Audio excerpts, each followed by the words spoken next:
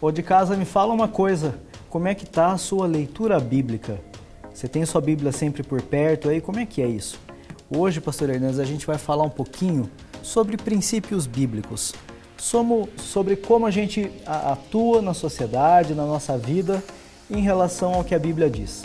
Tá curioso? Eu tô curioso, quero saber o que o pastor Hernandes tem para falar e essas 3 perguntas que a gente vai tratar hoje. Então, fica com a gente, vale a pena, eu prometo para você.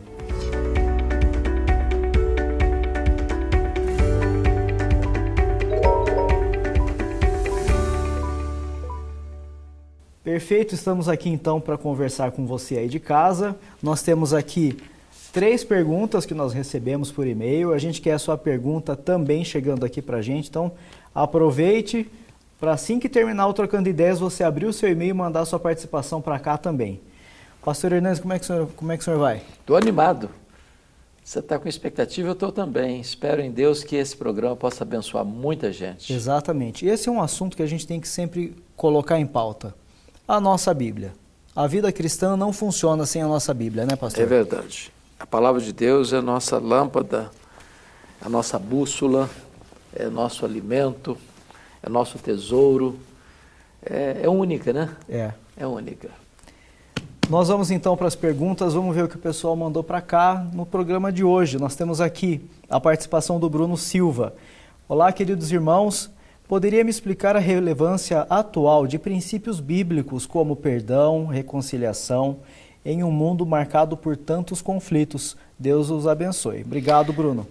Primeiramente, uma constatação, Tiago, que ele faz aí de um mundo marcado por conflitos. Conflitos intrapessoais, interpessoais, conflitos familiares, conflitos eclesiásticos, conflitos ideológicos, conflitos de interesses internacionais, conflitos entre nações. Então, o mundo, de fato, se resume nessa ideia de grandes conflitos.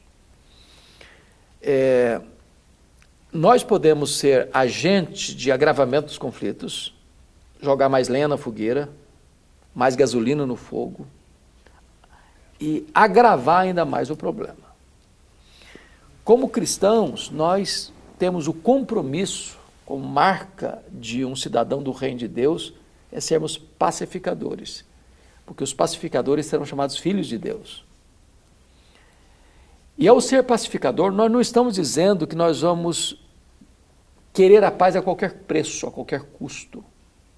Não. Não pode existir harmonia entre a luz e as trevas, entre o bem e o mal, entre a verdade e a mentira. Entretanto, nós precisamos ser agentes de transformação e ministros da reconciliação. Então isso vale, Tiago, para o casamento, para a família, para a indústria, para as empresas, para as escolas, para o governo, para as cortes, para os parlamentos, para as relações internacionais. Se a palavra de Deus fosse colocada no centro das relações humanas, nós teríamos vida melhor, tanto dentro de casa, quanto nas relações mais abrangentes das nações. É pena que hoje há cortes que querem tirar a Bíblia das bibliotecas. É pena que hoje nas escolas não quer mais deixar a Bíblia entrar e depois vai entrar lá no presídio, quando a vaca já foi para o brejo. Então, um conselho para isso, vamos colocar a Bíblia no centro da nossa vida, das nossas relações, que vamos ter dias melhores. A gente falou sobre conflitos, né, e princípios bíblicos. Pastor, a Bíblia, esses princípios bíblicos, eles têm força para atuar e transformar esses meios de conflito? Com certeza tem. Vamos ver, por exemplo, em tempos de avivamento, eu vou dar um exemplo único, porque o nosso tempo é curto aqui. A Inglaterra, no século XVIII, como influência do iluminismo ateu que varreu a Europa, a cidade de Londres, por exemplo, pegar um pouco mais, estava numa corrupção tal que de cada 10 casas em Londres, um era um prostíbulo. A jogatina, a bebedeira, a prostituição, a corrupção da cidade era galopante, galopante. Jovens da Universidade de Oxford começam a orar por um avivamento da Inglaterra e no dia 31 de dezembro de 1739, às 3 horas da madrugada, o Espírito Santo foi derramado sobre aqueles jovens e eles começaram a pregar. Mais de 100 mil pessoas convertidas. Uma faxina moral alcançou a nação. Uma transformação radical alcançou Londres. O evangelho, onde ele entra, ele vai transformando a tessitura social. O avivamento de 1904 no país de Gales com Evan Roberts chegou a ponto, Tiago, de os juízes presentearem uns aos outros com luvas brancas, porque não tinha mais crime para julgar. Os prostíbulos fecharam. As igrejas ficaram cheias de pessoas famintas de Deus. A violência acabou nas ruas. Então, se nós observássemos os preceitos de Deus, haveria paz, haveria amor, haveria respeito, haveria relacionamentos saudáveis, tanto dentro de casa, quanto no trabalho, quanto na empresa, quanto na escola, quanto nos governos, quanto nas relações internacionais. Esse livro funciona, que o autor deste livro é Deus. E quando Deus ocupa o primeiro lugar, as outras coisas vão se alinhando corretamente. Seguindo ainda nesse assunto, nós temos aqui o Mateus Ricardo comentando o seguinte: como os cristãos podem interpretar e aplicar os ensinamentos bíblicos em um mundo em constante mudança? Essa é uma pergunta fundamental, porque nós estamos vivendo uma época do chamado pós-modernismo, né? Você vê que a era moderna entra com a queda da Bastilha, né? Depois 1789, e agora você vê a era pós-moderna entrando com a quebra do Muro de Berlim em 1989.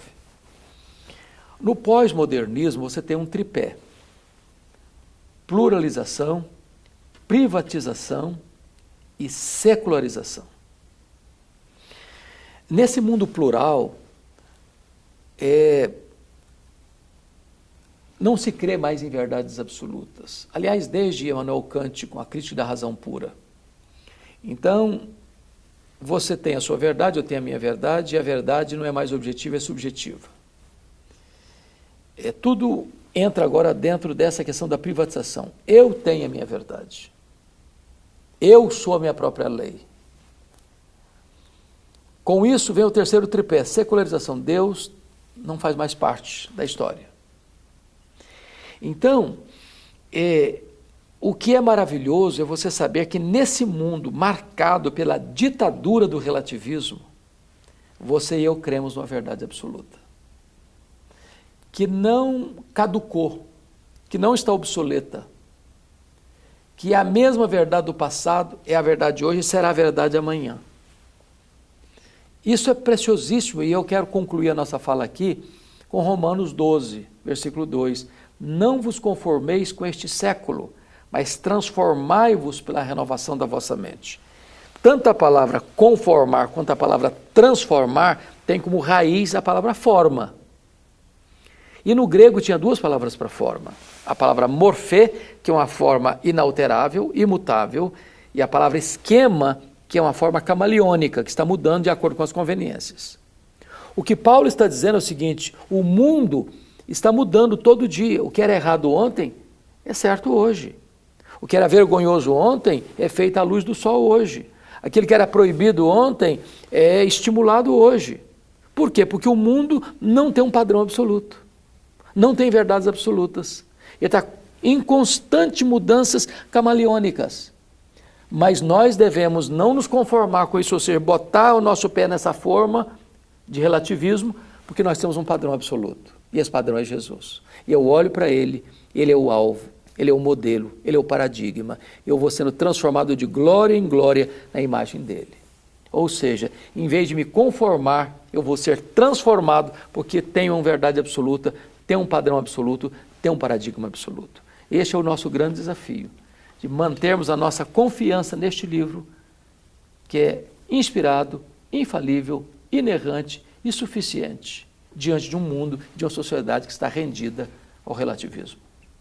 Perfeito.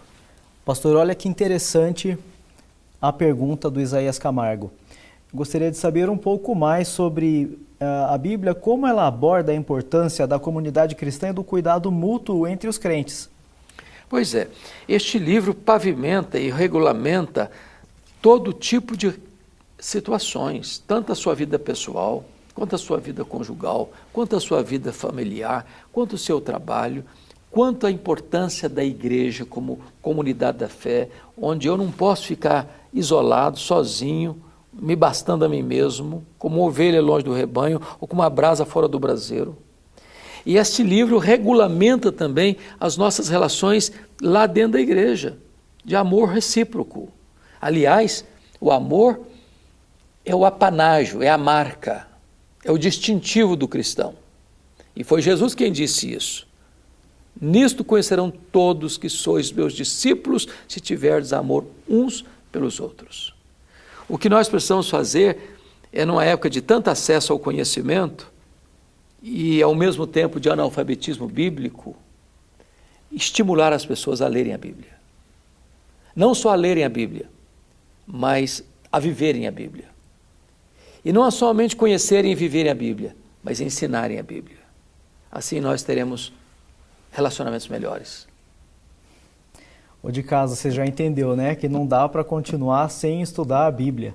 Eu quero atravessar um pouquinho aqui a participação do pastor Hernandes, que normalmente ele faz o convite no final do programa, mas eu quero ressaltar aqui o trabalho magnífico da Igreja Presbiteriana de Pinheiros em relação ao estudo da Bíblia, a escola bíblica dominical. E se você pode, vá presencialmente na igreja. A Igreja Presbiteriana de Pinheiros fica na Avenida Doutora Ruth Cardoso, 6.151. Exatamente. Se você está em São Paulo, dá um pulinho no domingo lá, você vai encontrar o pastor Hernandes, o Arival, por lá. Mas se você não pode, se você está em outro lugar do mundo, qualquer lugar do mundo, irmão, irmã, você consegue assistir da sua casa pelo YouTube. Tem a transmissão ao vivo. Inclusive, se você não assistir no domingo, você pode assistir depois, em qualquer outro horário, no YouTube também. Exatamente. E numa época, Tiago, em que muitas igrejas têm abandonado a escola bíblica dominical, a Igreja Presbiteriana de Pinheiros valoriza, prioriza, com muito zelo, o estudo da Bíblia em todas as faixas etárias, com uma equipe docente qualificada para ensinar com zelo, com fidelidade e com graça de Deus a palavra de Deus. Se você quer estudar a Bíblia, vem para cá. Será um prazer receber você. É com você, Tiago, para terminar. Gostou do programa de hoje? Gostei demais. Eu gostei muito também. Então tá bom. Vamos embora? Vamos embora. A gente deixa um abraço para você e espera que a gente veja você de novo aqui no próximo programa Trocando Ideias. Um abraço, gente. Fica com Deus.